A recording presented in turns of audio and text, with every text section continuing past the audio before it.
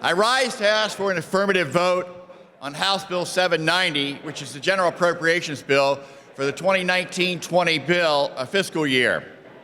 This budget spends roughly $33.997 billion. The budget grows by approximately $596 million, or a 1.8% increase compared to our current fiscal year of 18-19. The important thing I like to stress in this budget is there are no new taxes, nor any new fees in this budget. For years, members of this House have stood up to the calls for new taxes from the governor of Pennsylvania. We have strongly stood against those tax increases. We have proved to the people of the Commonwealth of Pennsylvania that taxes were not needed. With our robust economy and strong revenue collections, there have been many calls from both inside and outside this chamber for more spending. This budget makes strategic investments in priorities such as education spending, public safety. But our members our number one priority is education, as you will see as you look closely at this budget. We have made a huge investment in the Rainy Day Fund, which is so important to the taxpayers of Pennsylvania. This budget transfers 100% of the 18-19 fiscal general fund balance to the Rainy Day Fund. We expect that will result in approximately $300 million being added to that fund. And as we look to the future, we must continue to stand up for the taxpayers of Pennsylvania by budgeting responsibly and not giving in to the idea of massive spending increases. We need to make sure that our children have the best possible education. That has to be the priority of this chamber. This budget will commit an additional $432 million. Again, this budget commits $432 million, new dollars, to pre-K to 12 education.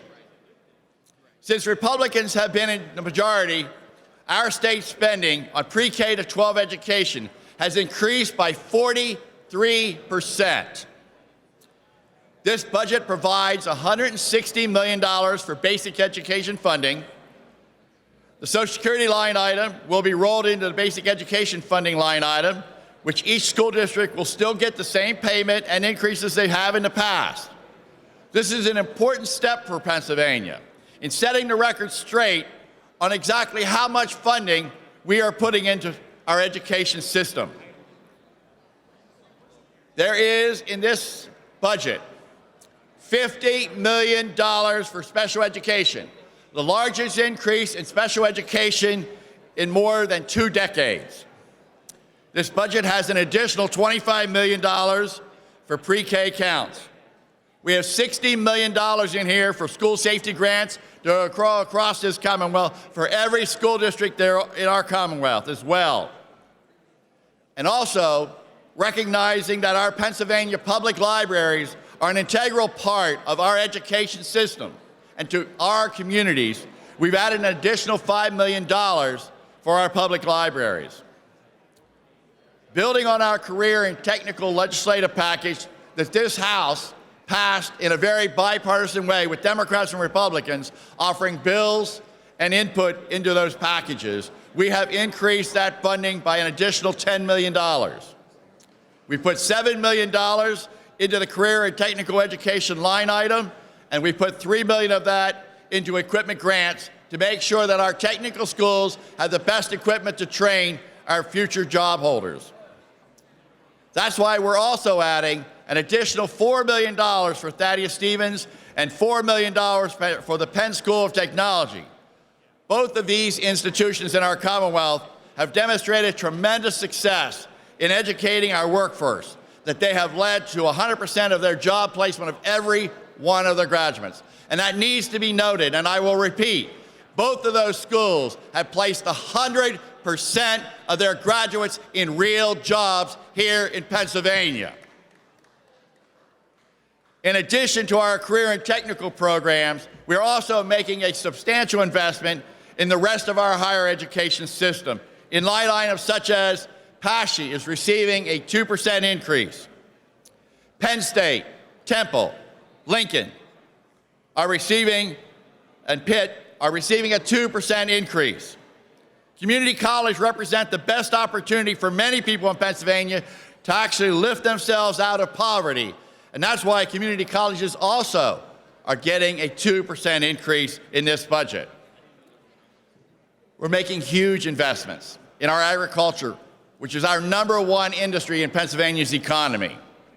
This is to couple with the legislative package, again, in a bipartisan way, Democrats and Republicans coming together to help our #1 industry in Pennsylvania by truly creating new programs that will benefit our farmers and those in the agricultural industry.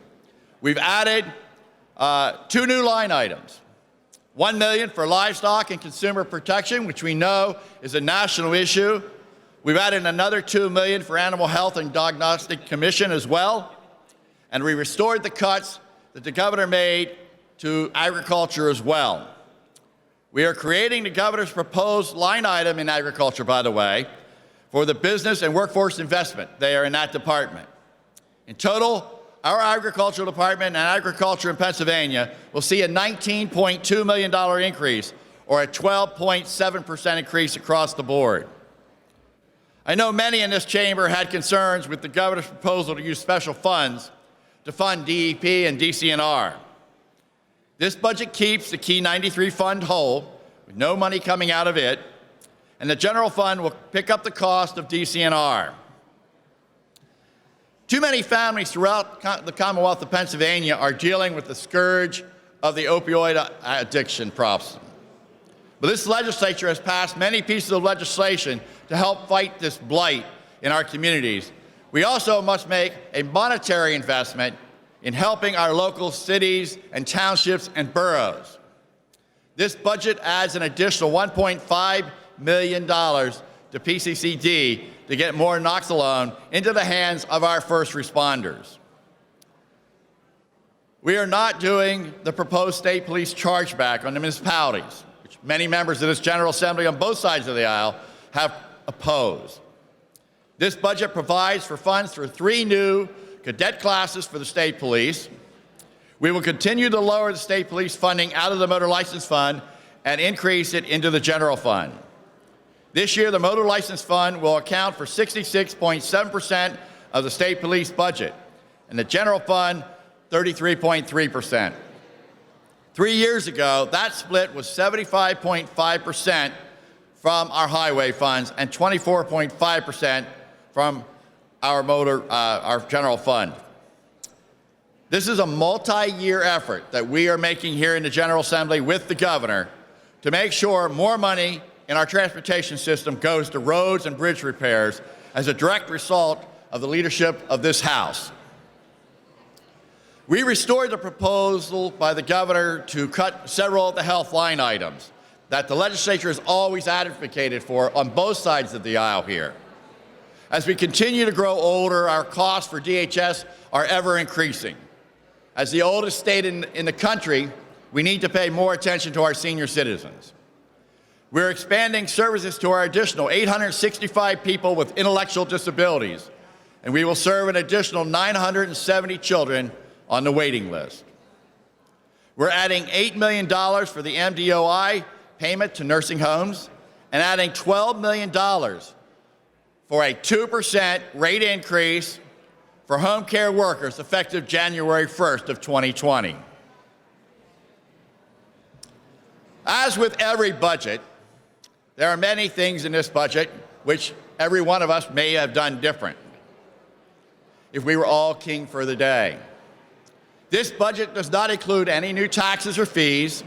It makes substantial investments in education and starts the process of saving more money in the rainy day fund, which will help Pennsylvania's bond rating across the country. This product that we are about to vote today, House Bill 790, is a result of hard negotiations and a budget that keeps with the promise to the people of Pennsylvania. I ask that the members of this General Assembly give an affirmative vote to House Bill 790 in the work that the House and the Senate and the Governor have come to an agreement on in a very bipartisan way. I believe, Mr. Speaker, this is one of the finest budgets I've had an opportunity to vote on in over 16 years.